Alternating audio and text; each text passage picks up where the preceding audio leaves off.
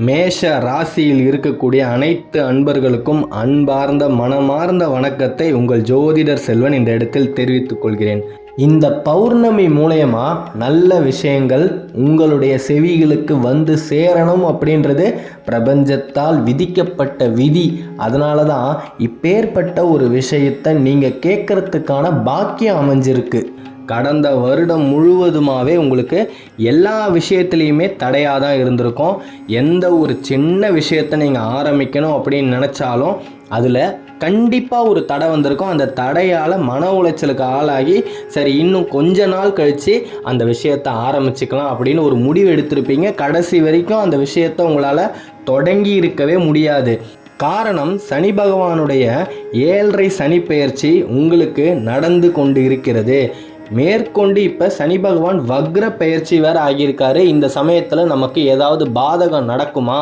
கண்டிப்பாக இந்த 2 விஷயத்தை நீங்கள் கவனமாக செஞ்சீங்க அப்படின்னா எந்த விதமான பாதகமும் வராது. சனி பகவானே உங்கள் மேலே கருணை காட்டுவதற்கான பல சந்தர்ப்பங்கள் ஏற்படும். முதல் விஷயம் என்ன அப்படின்னா, எந்த ஒரு தருணத்திலையும் அரசியல் சம்பந்தப்பட்ட நண்பர்களுடன் ரொம்ப பழக்க வழக்கத்தில் ஈடுபடுவதை தவிர்க்கவும். ஓரளவுக்கு பழக்க வழக்கம் வச்சுக்கோங்க. என்னன்னா என்ன அப்படின்ற ஒரு விதத்தோடு அந்த பழக்க வழக்கம் இருந்தால் பிரச்சனையே இல்லை. அவங்களுக்காக ராத்திரி 10 மணி ஆனாலும் வண்டி எடுத்துக்கிட்டு அவங்களுக்காக வேலை செய்யணும், அவங்களுக்கு உதவி செய்யணும் அப்படின்ற எந்தவித சந்தர்ப்ப சூழ்நிலைக்கும் ஆளாக வேண்டாம். மிகப்பெரிய ஒரு இன்னல்கள் கண்டிப்பாக வரும். 2வது விஷயம், மனை விஷயத்தில் ரொம்ப கவனமாக இருங்க. நீங்கள் எந்த நிலத்தை வாங்கணும் அப்படின்னு முடிவெடுத்தாலும் அந்த நிலத்தோட பத்திரங்களை 1க்கு 100 முறை சரி பார்த்துட்டு அந்த நிலத்து மேலே பணத்தை போடுங்க. பத்திரப்பதிவு விஷயத்தில் ரொம்ப கவனமாக இருங்க நண்பர்களே. மற்றபடி நடந்து கொண்டிருக்கின்ற குரோதி வருடம் 2024ஆம் ஆண்டு உங்களுக்கு சுபிக்ஷமாக தான் இருக்குது. மேஷ ராசியில் இருக்கக்கூடிய அன்பர்கள் எந்த லக்னமாக இருந்தாலும் பரவாயில்ல, உங்களுக்கு வரக்கூடிய அடுத்த 5.5 மாதம், அதாவது டிசம்பர் மாதத்தோட 15ஆம் தேதி வரைக்கும் சனி பகவானால் உங்களுக்கு எந்தவித பாதகமுமே வராது. நீங்கள் சேஷ்டமாக தான் இருப்பீங்க.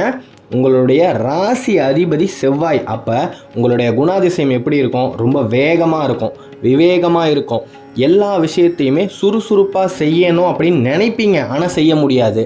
அந்த இடத்துல உங்களுக்கு மிகப்பெரிய சோர்வை கொடுக்கறதே சனி பகவான் தான். ஏன்னா அவருடைய 7.5 சனி நடந்து கொண்டு இருக்குது இல்லையா? கண்டிப்பாக உங்களுக்கு உடல் உபாதைகள் வந்தே தீரும். ஆனால் மனசளவில் தெம்பாக இருப்பீங்க. அதை செய்யக்கூடிய ஆரோக்கியம் உங்களுடைய உடலுக்கு இருக்காது. அது அத்தனையுமே மாறிவிடும். இந்த 2 விஷயத்தை மட்டும் நீங்கள் கவனமாக இருந்தால் போதும். ஏன்னா சனி பகவான் சறுக்குனது தான் சாக்கு அப்படின்னு பார்த்துக்கிட்டே இருக்கிறவர். உங்களை வேறு எந்த விஷயத்துலையுமே தண்டிக்க முடியாது. நீங்கள் செஞ்ச விஷயத்துக்கான கர்ம வினைகளை உங்களுக்கு எப்படி கொண்டு வந்து கொடுப்பாரு அப்படின்னா, மறுபடியும் நீங்கள் ஏதாவது ஒரு தவறு பண்ணால் மட்டுமே தான் அதன் மூலமாக அதற்கான பழைய பாக்கியை தீர்த்து கொள்ளணும் அப்படின்னு மிகப்பெரிய ஒரு கணின மேதைனே சொல்லலாம். அப்பேற்பட்டவர் சனி பகவான். இந்த 2 விஷயத்தில் நீங்கள் கவனமாக இருந்துட்டீங்கன்னா உங்களுக்கு ஒன்றுமே நடக்காது. நீங்கள் நினைத்தது அத்தனையுமே உங்களுக்கு சாதகமாக நடக்க ஆரம்பிக்கும். கொஞ்சமாக சாதகமாக நடக்க ஆரம்பிக்கும். உங்களாலேயே அதை நம்ப முடியாது. மிகப்பெரிய ஒரு கடன் பிரச்சனைகளிலிருந்து கண்டிப்பாக மேஷ ராசியில் இருக்கக்கூடிய அனைத்து அன்பர்களுமே வெளியே வரக்கூடிய ஒரு பொன்னான பொக்கிஷமான ஆண்டு அப்படின்னு தான் இந்த ஆண்டை சொல்லணும். காரணம் என்ன அப்படின்னா, ராசி அதிபதியாக இருக்கக்கூடிய செவ்வாய் பகவான் குரு பகவானோட இணைய போகிறாரு. அப்போ குரு பகவான்றவர் யார்? பாக்கியாதிபதி. நமக்கு தேவைப்படும் அனைத்து பாக்கியங்களையும் நமக்கு சுப மங்களமாய் அமைத்து கொடுக்கக்கூடியவர் தான் குரு பகவான்.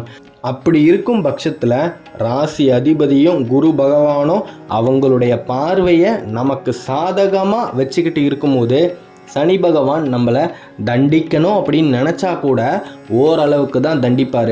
நமக்கு தண்டனைகளை கொடுக்கணும், வழங்கியே தீரணும் அப்படின்னு முடிவெடுத்தால் கூட அந்த இடத்துல இவங்க 2 பேரும் முன்னாடி வந்து நின்று தடுத்து நிறுத்துவாங்க.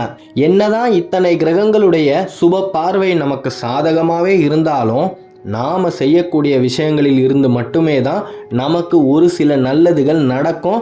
நமக்கு ஒரு சில கெடுதல்கள் வருது அப்படின்னாலும் அது தள்ளி போகும். அப்போ நாம் என்ன செய்யணும்? சனி பகவானை நமக்கு சாதகமாக மாற்றிக்கணும் அப்படின்னா என்ன பண்ணணும்? ஒன்றுமே இல்லை. சனிக்கிழமை தோறும் நீங்கள் சாப்பிட்றதுக்கு முன்னாடி ஒரே ஒரு கைப்பிடி உணவை எடுத்து காகத்துக்கு வச்சுட்டு அந்த காகம் சாப்பிட்டதுக்கு அப்புறமா நீங்கள் உணவை சாப்பிட ஆரம்பிங்க. மிகப்பெரிய ஒரு மாற்றம் உங்களின் வாழ்வில் நடந்தே தீரும் அன்பர்களே. மேஷ ராசியில் இருக்கக்கூடிய 60% அன்பர்கள் அரசாங்க வேலையை எதிர்பார்த்து அரசு தேர்வை இந்த ஆண்டில் எழுதியிருப்பீங்க.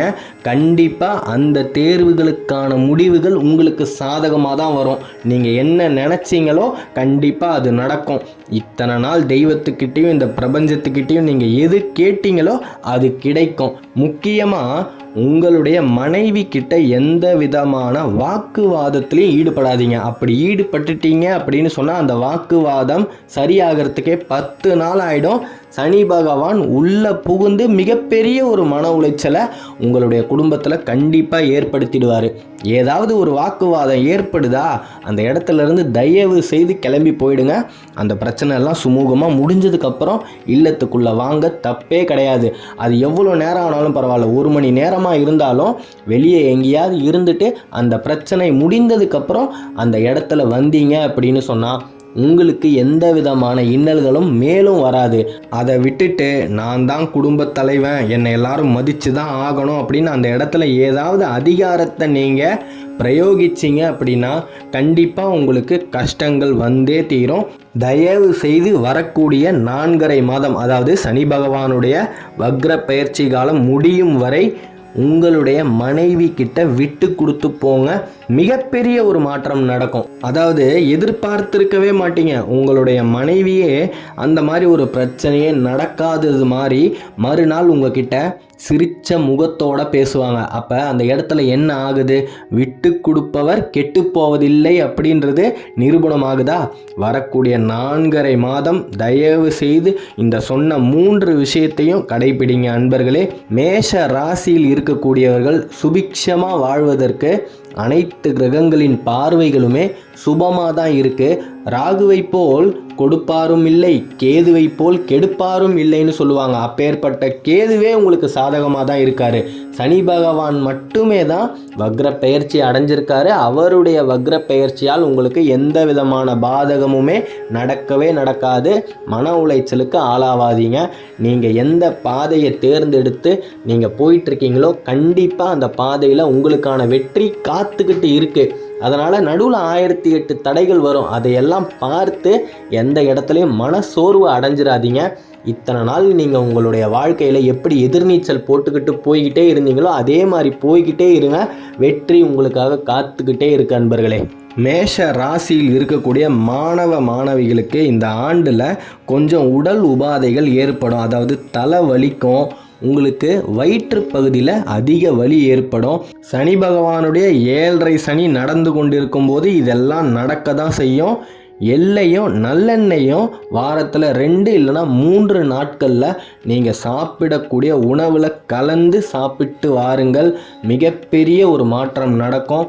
ஆகையால் அன்பார்ந்த மேஷ ராசியில் இருக்கக்கூடிய அனைத்து அன்பர்களையும் நான் வேண்டி கேட்டுக்கொள்வது, சனிக்கிழமை தோறும் காகத்துக்கு நீங்கள் உணவை வச்சுட்டு அதுக்கப்புறமா நீங்கள் சாப்பிட ஆரம்பிங்க. கண்டிப்பாக சனி பகவான் உங்களுக்கு அனுகிரகமான பார்வையை தான் கொடுப்பாரு. அவரால் உங்களுக்கு எல்லாமே சாதகமாக மட்டுமே தான் நடக்கும்.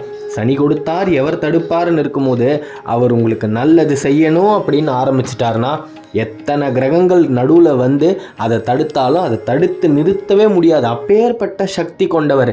கைலாயத்தில் இருக்கக்கூடிய மகேஸ்வரனுக்கு சமமானவருங்க. அதனால தான் அவருக்கு சனீஸ்வரன்னே பேர்.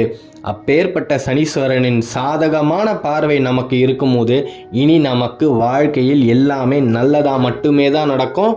நாம் நினச்சது அத்தனையுமே நாம் நினச்சா மாதிரி நமக்கு நடக்கும். ஜெயம் உண்டாகட்டும். அடுத்த காணொளியில் விரைவில் சந்திப்போம். மேஷ ராசியை பற்றி நீங்கள் தொடர்ந்து தெரிஞ்சுக்கணும் அப்படின்னா இந்த சேனலை சப்ஸ்கிரைப் பண்ணிக்கோங்க. தென்னாட்டுடைய சிவனே போற்றி, எந்நாட்டவருக்கும் இறைவா போற்றி. நன்றி.